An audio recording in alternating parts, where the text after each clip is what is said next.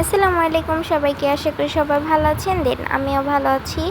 তো সব সময় যেমন ব্লগ আপনাদের সাথে শেয়ার করি, আজকেও খুবই সাদামাটা একটা ব্লগ শেয়ার করব আপনাদের সাথে। তো আশা করি আপনারা সম্পূর্ণ ব্লগটি দেখবেন। আর কার কাছে কেমন লাগলো অবশ্যই কমেন্ট করে জানাবেন।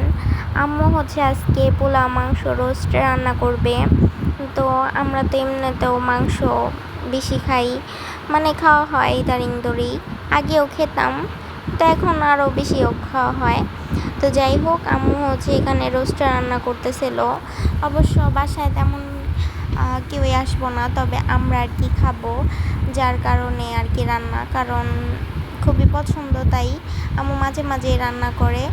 আবার এমনও হয় যে মনে হয় রান্না করলে যে বাসায় হয়তো মেহমান আসবো, আম্মু এরকমভাবেও মাঝে মাঝে রান্না করে প্রায়। তো এখানে আম্মু সুন্দরভাবে মানে ইগুলা কষায়া তারপর মাংসগুলাকে দিয়ে দিল।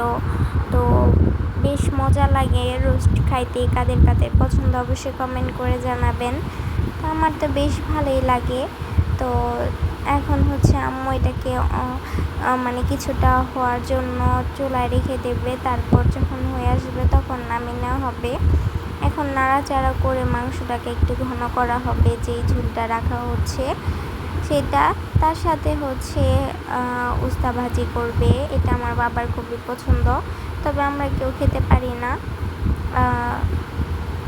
তো এটা অনেক তিতা লাগে খাইতে, আমার তো একটুও পছন্দ না। এমনি যাও একটু মানে মুখে দিতে পারি সব কিছুই, কিন্তু এই ভাজিটা আসলে একটু মজা লাগে না। তো তারপর আম্মু পোলার জন্য পোলার চালগুলোকে ধুয়ে নিল, তারপর এখানে বসাও নিছে। আর অনেকক্ষণ জাল করার পরে দেন এখানে আর কি সুন্দরভাবে সব কিছু হয়ে যাচ্ছিল। আর এখানে মাংস তরকারি রান্না করতেছিল। তো দেশি মুরগি ছিল, আর সাথে সালাদগুলো আম্মু রান্নাঘরে মানে সব কিছু রান্না করতে করতে আম্মু কাইটা নিল। তো দেখতে তো সব কিছুই সুন্দর লাগতেছিল আর অনেক লোভনীয় হয়েছে। তো এগুলো খাবারের সব মাখায় না হবে এই তো। তারপর এখানে আবার মাছ রান্না করতেছিল, আর আমি যেহেতু এত প্রচণ্ড রোদের মধ্যে মন চাচ্ছিল একটু শরবত বানাই, তো সাথে এখানে আমি একটু মানে বরফ দিয়েছিলাম অনেক বেশি, সাথে আবার ঠান্ডা পানি, তার সাথে লেবুর রস, সাথে একটু লবণ, তারপর চিনি দিয়ে একসাথে মিক্স করে এটাকে নাড়াচাড়া করলাম। তো এটা দেখতেও যেমন মানে খুবই সুন্দর লাগতেছিল, খাইতেও বেশ মজা হয়েছিল।